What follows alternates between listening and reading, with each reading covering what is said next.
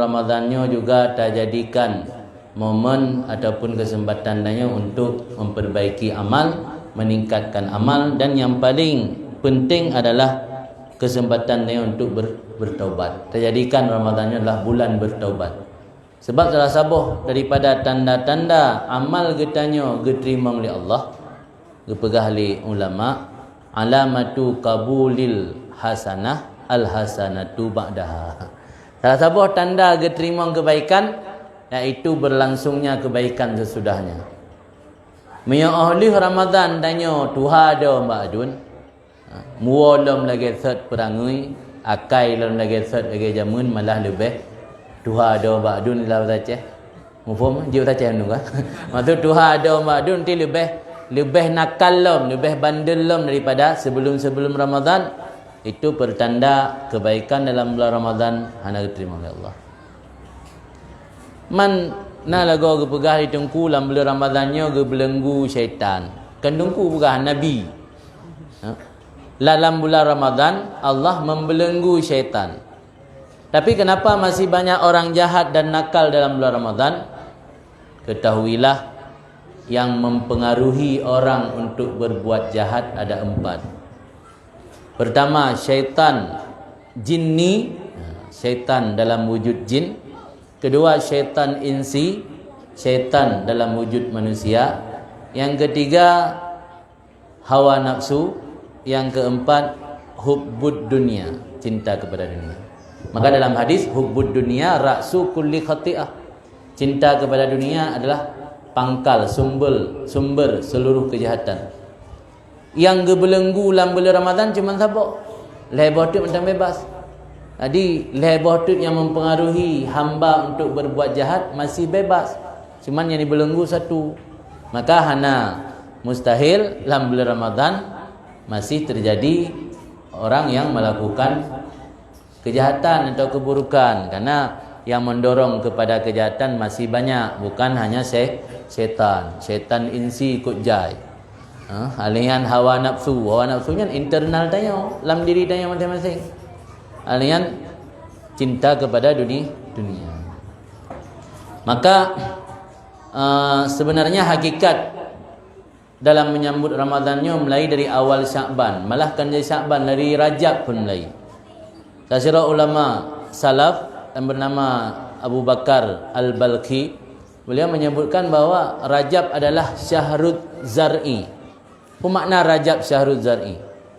Bulan bercocok tanam.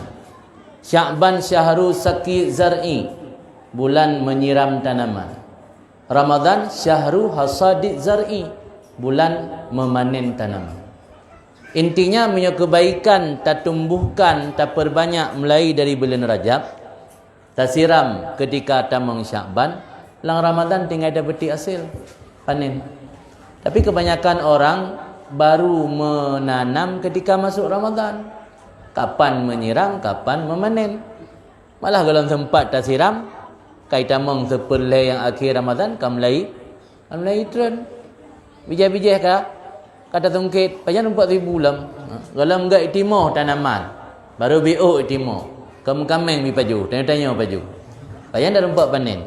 Maka tak awali kebaikan kan mulai masuk Ramadan sebenarnya, dari bulan Rajab dah perbanyak. Maka sebagian ulama menggambarkan leheboh bulannya 3 bulan Rajab, Sya'ban dan Ramadan sama seperti konsep dalam tasawuf. Anda konsep dalam tasawuf? Tasawuf ada 3 konsep inti daripada ilmu tasawuf. Pertama, membersihkan diri daripada sifat yang tidak baik, disebut dengan takhliyah. Takhliyahan membersihkan diri. Kedua, setelah bersih pada sifat tidak baik, menghiasi dengan sifat terpuji, disebut tahliyah.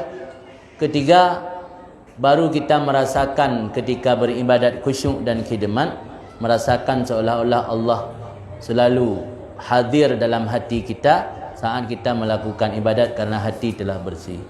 Jadi 3 konsep tasawuf ini ada dalam 3 bulan, mulai dari Rajab, Sya'ban dan Ramadan. Maka dalam bulan Rajab kita perbanyak istighfar dalam rangka memperbersihkan diri daripada kotoran.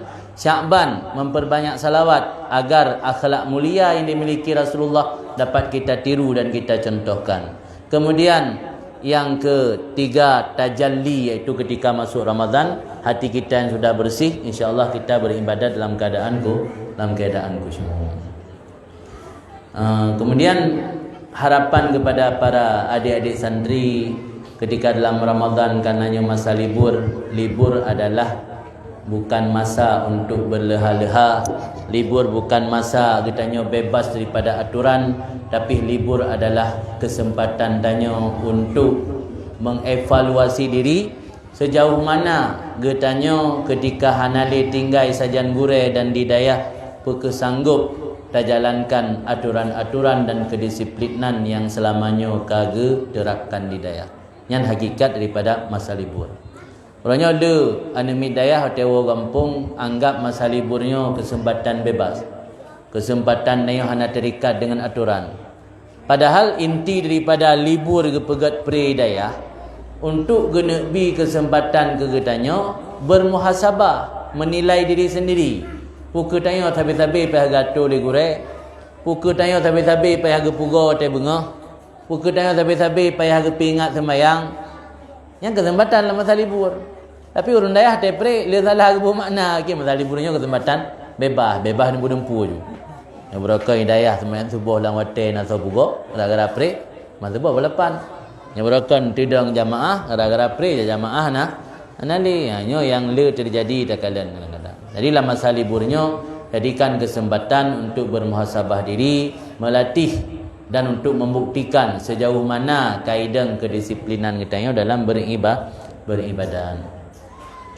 Dalam masa libur juga kita kesempatan untuk berdakwah. Nah, kadang-kadang keluarga kita nyom cakap belum begah. Nah, kadang-kadang keluarga para santri yang kadang-kadang golom tat geteuh dalam hal beribadat. Golom tat geteuh dalam hal menjaga syariat.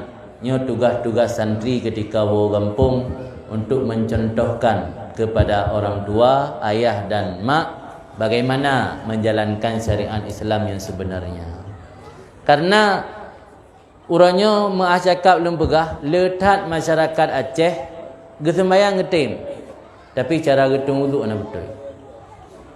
Benar tepu melaksanakan ibadat yang fasid sama lagi hana ibadat si.